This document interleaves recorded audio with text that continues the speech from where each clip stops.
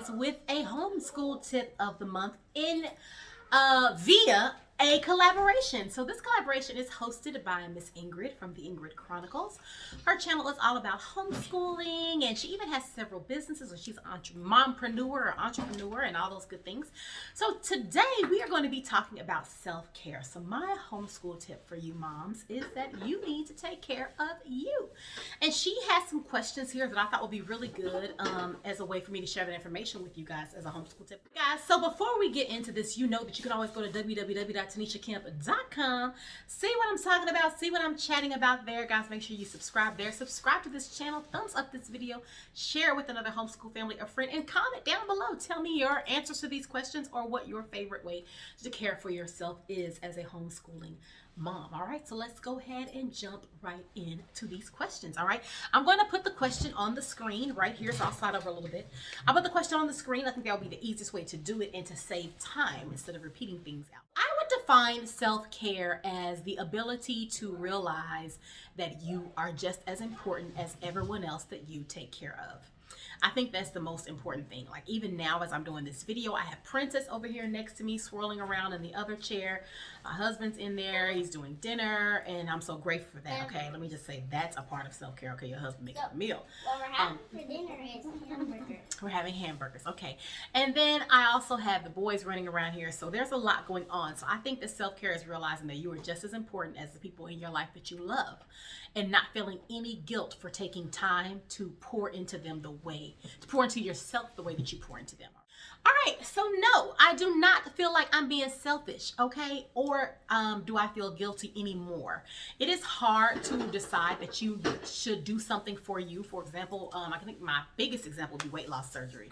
It was hard to really decide that I want to spend any money towards that or really say, okay, I need to do this. But guess what? If I did not do what I needed to do to lose weight, then I was going to surely die, okay? Death is going to happen regardless. But I mean, do I want to die tomorrow or do I want to die trying to live my life and do better? So no, I don't feel any guilt in it. And in fact, even with homeschooling, I had actually started a few years ago in making sure that every month I did something for me. So that whole feeling good, so that's for the newbies, honey. I'm not new to this, I'm true to this, and there is no guilt, nor do I feel selfish because I'm not. If I don't take care of me, who gonna take care of me? All right, so the ways that I practice self-care, number one, homeschool-wise, every month we take a break. So for example, we just had a winter storm, honey. And when I say we had a winter storm in Texas, it was serious, okay? The whole state shut down for a week, okay? It was a lot. And so because of that, with the electricity going in and out, I was like, you know, we're just gonna take this week, okay? I sat in my bed, honey, I read books, okay? And I played in my planner. And when I could watch something, I watched something, you know. So that was my way of saying it's okay for me to take this week. We had an extra break that we didn't sign up for, but sometimes it requires that, so flexibility. Every month I take a day to myself, like a teacher's staff development type day, but I don't do any work. I go see a matinee, I'll go out to lunch with myself, or I invite a friend. And I have a couple of ways for that. So don't forget, if you go to the blog post, I'll have links to all these things that can help you, as well as a link to this playlist for these videos that she has for her collaboration. And then another way that I do self-care is every morning, me and my husband enjoy coffee and hot tea together. And then I exercise.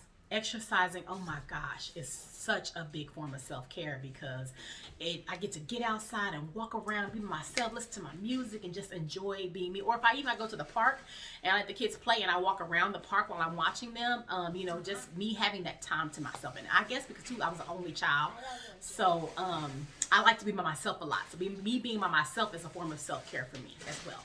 I feel like you can using self-care to find balance with your homeschool life, your work life, motherhood, you know, wifehood, and especially if your husband has any extra additional roles instead of just being a regular husband. He has like leadership roles at work or church and stuff like that. It can take a lot on you, but the most important thing to me and my husband have always said is it's us. It's us before anything else. So part of that, me having the self-care, is making sure that we're okay and we make sure each other's okay. So we hold each other accountable to, hey, did you do this? And you know, I pushed my husband to have a hobby for years. You need a hobby, you need a hobby. So now he's hunting and he's golfing and all those great things, you know, but a lot of times he wouldn't do that. And the same with me. He's like, hey, you need to go do something. Hey, you need to go do something. And he pushed me to do that. So we hold each other accountable, and because we love each other so much and we love to see each other happy, and we realize how much going off and having that time to do those things that we enjoy makes our spouse happy, we push our spouse to do that. So my husband's really good about that. Tips on how to practice self-care. Number one, get a hobby. What do you like to do? And have a bunch of them, okay? Get a hobby and figure out what you like to do. So for me, for example, I love doing my own nails, okay? This is my set. I think I'll have a video going up for I finally perfected a matte nail. Guys, I've been working on this matte nail thing for like a year, and I finally got it. Isn't it cute? That is self-care to me. So figure out your hobby and work towards it, because I think a lot of times we think self-care is like going out and just doing one thing, but it can be learning how to do something better and better and better and better over time. So me learning how to do acrylic nails, I've been doing them, oh my goodness, since Bam Bam was right when he was first born. So about 6 or 7 years now. And now they look so good. For the past couple of years, they've been looking good, but every time I try to get better and better and better and better and better, and I try to stay on top of the trend. So that's my form of self-care. Me saying, okay, I wanted to know how to do this, and now I'm perfecting it and getting better. Me learning how to do hair, okay? You know, my hair is short now, and I cut it myself. I sat there and I learned and I watched, and I learned how to cut and shape and do that myself. I practiced on different things I had to get it right, to get my fade right. That's a form of self-care to me. So learning things is a passion for me, and so that is a form of self-care for me. Another tip I would have for somebody who wants to practice self-care is ask for help. Like if you have an idea of something you want to do but you don't know how to get into it, don't be afraid to ask, because it's okay to be like, hey, I want to try something, and then you can go try it. But if you need help or some sort of resource, ask for somebody who's familiar with that, or try to reach out and see what you can find in your area. And then I would say my final biggest suggestion, leave your house. Okay, now I know it's, you know, I don't know what we in. It was a pandemic, and now I mean, it's going on for a long, I don't know what it is, y'all, but people are still afraid to go outside the house. Guys, go do something, okay? Physically leave your residence, okay? And go do something. I don't, you know, Zoom with your friends every once in a while. I put together a ladies wind down, and it was really, really fun. We had wind down, and we just chatted and talked, and I do those. I host those every couple of months. But for real, ladies, like, leave your house and go do something. Go, I don't care if you go walking or you go to a park, or if you want to go walk the mall, or are there still malls in your area?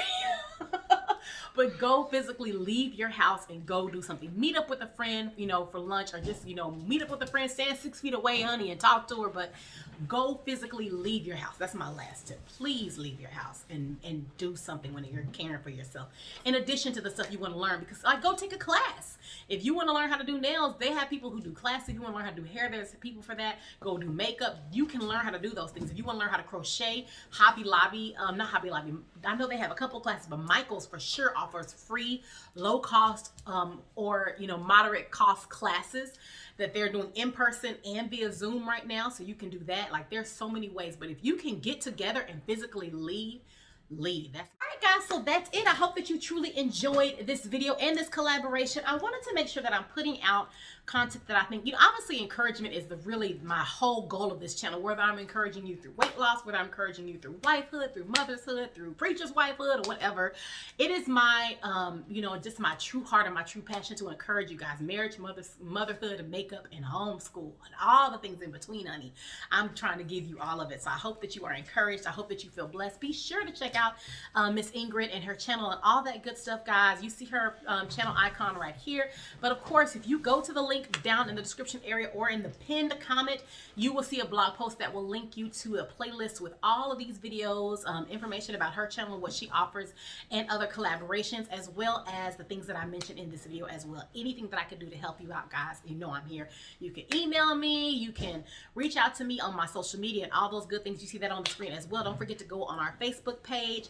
Thumbs up this video, guys. Share this video with another homeschooling mom, or any mom that you know that needs to take a little bit of time to take care of her. All right, I hope that you guys enjoyed this mommy tip and homeschool tip of the month, and I will see you guys in the next video. Thumbs up. Bye.